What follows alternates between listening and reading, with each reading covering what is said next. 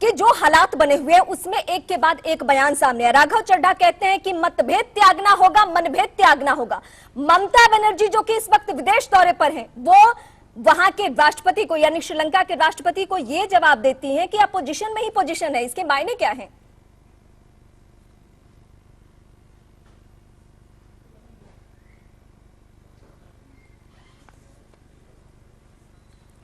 अजीज खान, यही सवाल लेकर मैं आपके पास आती हूं। जी जी, ये जो देखिए रीमा जी, देखिए दो तीन बातें बड़ी इंपॉर्टेंट है, क्योंकि अभी मैं आपका टैगलाइन देख रहा था। आप कह रहे थे साहब पीएम का कैंडिडेट तय नहीं है, और सब लोग चाहते हैं कि मेरे जो राष्ट्रीय अध्यक्ष हैं, यानी जो मेरे पार्टी के लीडर है, वो पीएम के कैंडिडेट हो। ये तमाम तरीके की बातें मैं देख रहा था, अभी सुन रहा था। दो तीन बातें रीमा जी स्पष्ट कर दूं। ये जो इंडिया गठबंधन बना है, ये इसके अंदर एक आंतरिक लोकतंत्र है जी।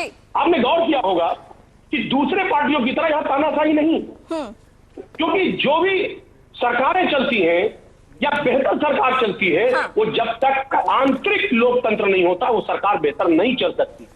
दूसरी बात आप देखें कि 38 पार्टियों का गठबंधन माननीय मोदी जी उसका नेतृत्व कर रहे हैं। आज बीजेपी के पास 38 पार्टियों का गठबंधन है। अजीज खान साहब, ये कहने में बातें सब कितनी अच्छी लग रही है, कितनी अच्छी बातें आप कर रहे हैं। मैं आप ही से बात अभी करूंगी, मैं अभी नहीं जाऊंगी बीजेपी के पास, अभी किसी और से सवाल नहीं पूछना। ये कहने में जो बातें कितनी अच्छी लग रही है, ये बैठक जो समन्वय समिति की चल रही है उससे ठीक पहले जो राघव चड्ढा ने कहा है, मैं जरा आपको दोहरा देती हूँ फिर से, अभी कुछ देर पहले कहा भी था। उन्होंने कहा कि महत्वाकांक्षा, सुनिएगा शब्द, महत्वाकांक्षा, मतभेद, मनभेद, इन सभी को त्याग करना होगा।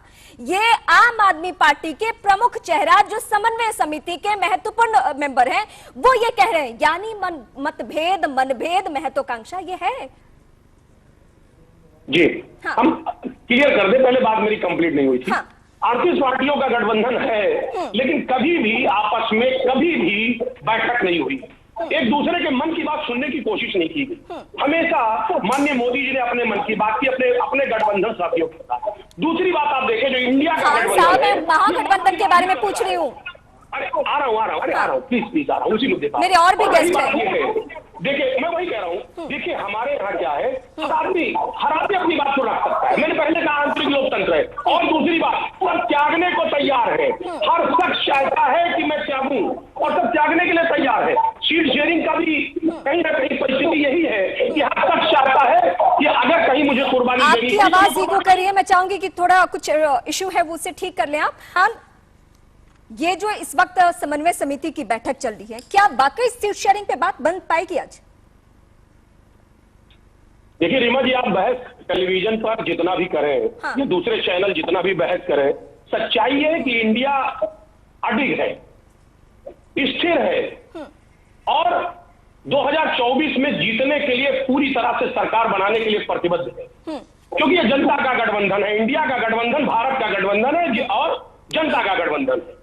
अब एक बात आपको बता दूं, जब एक बात स्पष्ट हो गया कि यहां पर त्याग की भावना है, हर शख्स, हर पार्टी अपने आप को त्याग करना चाहती, और त्याग इसलिए जनता के हित के लिए, क्योंकि आज जनता बहुत परेशान है। जो 10 साल का शासनकाल माननीय मोदी जी का रहा है, लोग उससे बहुत पीड़ित है। जो वायदे आप कह रहे हैं कि त्याग कर रहे हैं, जब आप सुन लीजिए, अरे सुन तो लीजिए, सुनिए रीवा जी, वायदे बड़े बड़े थे, वो वायदे बताइए ना कौन कौन वादे पूरे हो गए? एक भी वादा पूरा नहीं हुआ। हाँ, धर्म के आड़ में अपनी नाकामियों को जरूर छिपा रहे हैं, धर्म के आड़ में छिपा रहे हैं। मैं कह रहा हूँ, धर्म आस्था का विषय होता है, धर्म बहुत पर्सनल है, धर्म में बहस नहीं होना चाहिए। लेकिन इस वक्त जो मुद्दा है, सनातन का मुद्दा है, धर्म का मुद्दा है, उसको तो विपक्षी पार्टियों ने उठाया है, उसको तो इस स्तर पे लेके गए हैं, उसको तो इस स्तर पे लेके गए हैं जहाँ पे बात भी नहीं कर सकते हैं। अरे मुझे मौका दे दे। क्या अब से पहले सनातन की तुलना किसी ने मलेरिया से, डेंगू से, एड्स से की थी? कभी ऐसा बयान आपने सुना था, सनातन की तुलना इस तरीके से? देखिए रीमा जी, एक बात आप जान लीजिए कि आप चाहे जितना ये पार्टी बीजेपी जितना भी धर्म के आड़ में छिपने की कोशिश करे, कितने भी मुद्दे को उछाले, जनता समझदार है, वो जान गई है ना कि हमें विकास की बात करनी है, हमें महंगाई बेरोजगारी की बात करनी है, हमें इस देश की बात करनी है, अपने बच्चों के भविष्य की बात सवाल क्या पूछ रही हूँ, आप जवाब क्या दे रहे हैं? मैं अवधेश जी आपके पास आती हूँ, फिर मैं शुरू करूंगी। अवधेश जी, ठीक है, अजीज खान मैं आती हूँ आपके पास। अवधेश कुमार जो कि